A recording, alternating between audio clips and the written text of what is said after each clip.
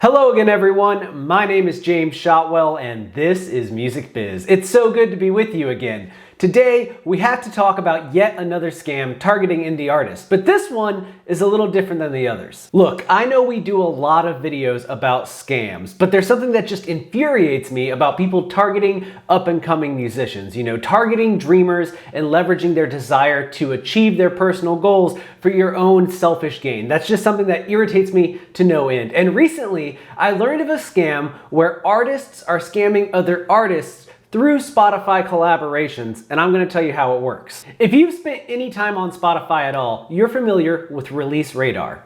Made individually for each unique user, Release Radar compiles 3 factors to give you the best new releases each week. Now, these factors are 1, the artists that you listen to most often, obviously. Number 2 are the artists that you follow on Spotify. So if you go to an artist page and click that follow button, anything that they put out in the future will theoretically end up on your Release Radar. And the third element is that algorithm recommendation. So it's things that Spotify thinks you will like based on those other 2 factors. And recently, artists found out that there's a very interesting way to game that system. Now, Spotify allows artists to collaborate, and there's a value to that, because when you collaborate through Spotify and both artists are tagged in the song, so underneath the song title it says, let's say, Cardi B, Megan Thee Stallion. If those 2 artists are there, the Spotify algorithm will be sending people who like Cardi B and people who like Megan Thee Stallion to this song. So you get that crossover appeal that helps you grow your reach and theoretically make more money by being exposed to more people who will stream your song. And if you are thinking ahead, you probably see where this is going.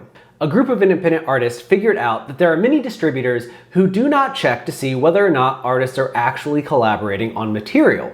So what they've been doing is finding artists that have modest followings. For example, maybe I have 20,000 monthly listeners, and I know an artist who has a similar fan base that has 800,000 monthly listeners.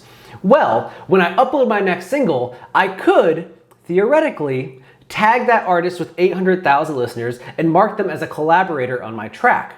Now on Release Friday, when the Release Radar comes out, anyone that gets that song in their Release Radar will think, oh my gosh, my favorite musician is collabing with this artist I've never heard of. And they'll go and listen to the song. And they'll probably listen to it for 30 or 45 seconds, maybe even a minute, perhaps even the whole song, before they realize that that artist with 800,000 followers isn't actually on the song.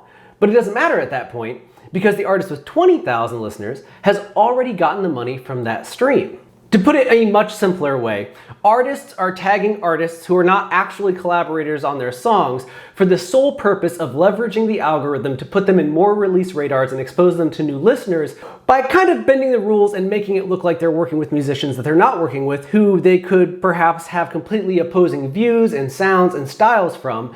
And there's a good chance that the artists that are featured on the song aren't even aware this is happening until the song's already out, at which point they have to fight their distributors to get their name pulled off of the song, which can take anywhere from a few hours to a few days, perhaps even weeks, depending on what your setup is. And that's all time that somebody could be, benefiting from their algorithmically induced leveraging of your audience. Now, I'm willing to bet there are some intelligent artists out there watching this right now who are thinking maybe they should do the same thing, but instead of using, let's say, a mid-size artist with a few 100,000 listeners, you say that your new song features Beyonce. I mean, Beyonce has probably 20 million plus monthly listeners, so getting on all those release radars would certainly help your credibility and give you a big boost, right? Even if it isn't the right thing to do. But this is one of those moments where having a major label behind you comes in handy. You see, according to Billboard, who originally broke this story, all of the major players in the streaming game have agreements that prevent this kind of thing from happening. Whenever Spotify gets a new song in that says it features somebody like Beyonce or another high-profile artist, there is a manual review process that goes into place to make sure that nobody is gaming the system, which tells us a couple of things. Number 1, major labels obviously have advantages in the streaming wars that independent artists don't. Number 2, Spotify is aware that this is a thing that can be done and that people are doing it for their own personal benefit. And they are taking measures to make sure that it isn't, proliferating in a huge way. But at the same time, They're leaving independent artists out in the dark. Now, let me be very clear. This is not an indictment of Spotify. This is not an indictment of any streaming service. DSPs are doing their best. I mean, there are thousands upon thousands of songs uploaded to Spotify every single day. And while a manual review process would surely, do more to help ensure that everything is top quality and is exactly as it should be, the reality of trying to get that many people to review that many songs in a way that ensures quality is pretty hard to justify. Like, from an expense standpoint, it's probably never going to happen. The reality of the situation is artists have to look out for one another. If you see somebody getting tagged in something that they're not supposed to be a part of, you got to make them aware of it.